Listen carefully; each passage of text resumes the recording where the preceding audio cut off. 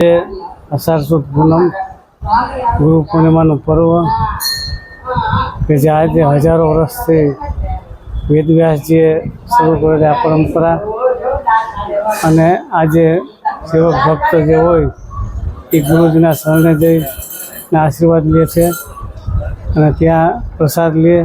આજે અમારે સવારે અહીંયા પહેલાં દત્તાત્રેય ભગવાનનું પૂજન કર્યું, ત્યાર પછી મારા ગુરુજીની સમાધિ પૂજન, ત્યાર પછી અમારા ગુરુજીની ગાદીનું પૂજન કર્યું. અત્યારે બધા આગળ 12 વર્ષ લાગશે તો પ્રસાદ લે.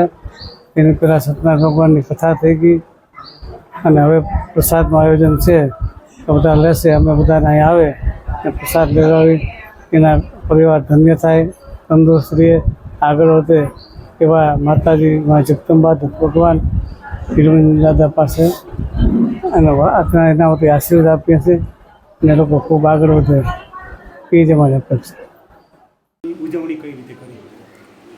આમ તો આજે સૌ પ્રથમ તો જે આપના દ્વારા દર્શકો જોઈ રહ્યા છે એને આજે આ ગુરુ પૂર્ણિમા નિમિત્તે હું સૌને ગુરુ પૂર્ણિમાની ખૂબ ખૂબ શુભેચ્છા આપું છું.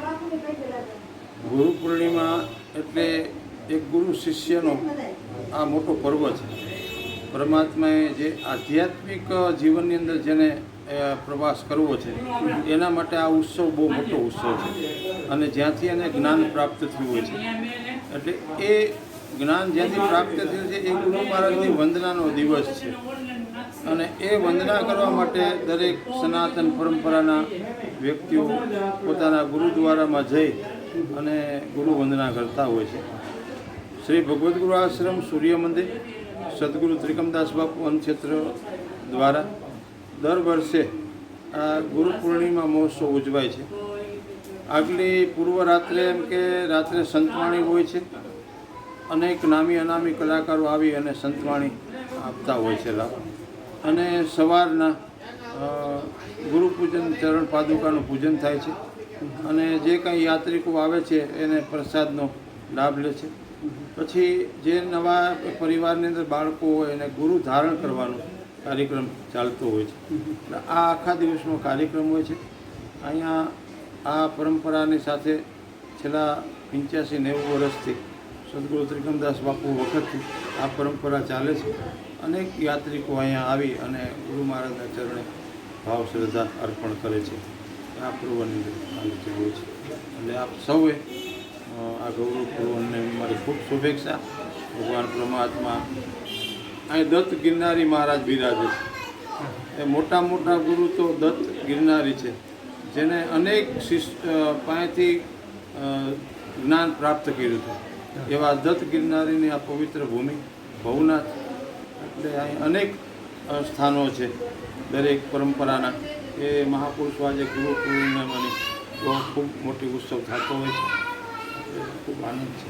ખૂબ બધા સનાતન પરંપરામાં આ આપણી સંસ્કૃતિ આમ તો જગતગુરુ શંકરાચાર્ય હોય, જગતગુરુ વલ્લભાચાર્ય, જગતગુરુ માધવાચાર્ય કે જગતગુરુ રામાનંદાચાર્ય, આ મહાપુરુષોએ આપણી સનાતન સંસ્કૃતિને ટકાવવા માટે એ આજે ગુરુ શિષ્યનો જે સંબંધ છે એ ધર્મને કેમ ટકાવવો એના માટેનો જ એને તે દિવસે જે ઉપદેશ હોય છે એ ખાસ ઉપદેશ એ જ હોય છે કે આપણું રામને માનતા હોય, કૃષ્ણને માનતા હોય, શિવને માનતા હોય તો આ દિવસે એને ઉપદેશ એ જ આપવાનો કે આ સનાતન ધર્મને આપણે ટકાવવા માટે પરમાત્માએ જે મનુષ્ય દેહ આપ્યો છે તો આ ધર્મ ટકાવવા માટે આપણે દાખલા તરીકે દેહનું પણ જો દાન દેવું પડે તો ધર્મ ટકશે. આવો ઉપદેશ હોય છે અને આવો જ ઉપદેશ દરેક સેવક સમાજને આપતા હોય છે. ધર્મ છે તો આપણે છે, જો ધર્મ નહીં હોય તો બધું છીનભીન થશે. દરેક માણસોને જન્મ તો મળે છે, પ્રદેશ છે, ત્યાં ક્યાં ગુરુ કરાવવાની જરૂર પડે? કોઈ કરતા જ નથી. છતાં એ લોકો પણ આપણે સનાતનની છે ગુરુમુખી થઈ અને ગુરુના રાહે ચાલીએ તો એની કંઈક ગતિ અલગ જ છે. એ શાસ્ત્રો વાત છે, પુરાણો વાત છે. એટલે આ ઉજવણી પરંપરા છે ને એટલે ધર્મ સાથે આપણે જોડાયેલા છે.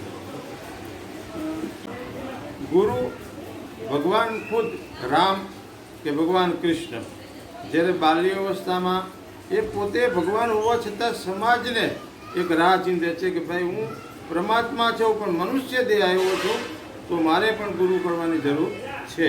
એટલે ભગવાને પણ ગુરુ ધારણ કર્યા. ધારણ કરેલા છે. ભગવાન કૃષ્ણએ પણ ગુરુ ધારણ કરેલા છે અને ગુરુકુળમાં રહી અને અભ્યાસ પ્રાપ્ત કર્યો છે.